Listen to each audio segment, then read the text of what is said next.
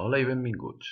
En aquest vídeo parlarem de com navegar dintre dels recursos de totes les àrees del curs.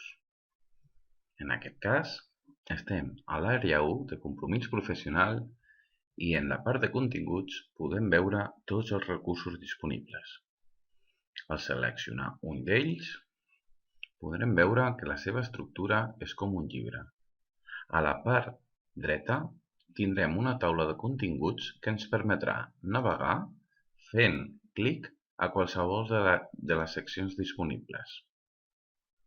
També podrem utilitzar les fletxes per anar canviant de capítol de manera seqüencial.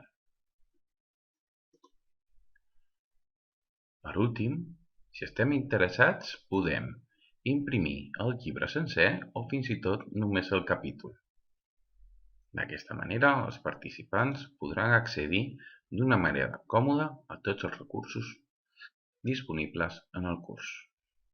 Una vegada es finalitza un llibre, podem sortir directament a la secció principal del curs. Això és tot. Fins la propera.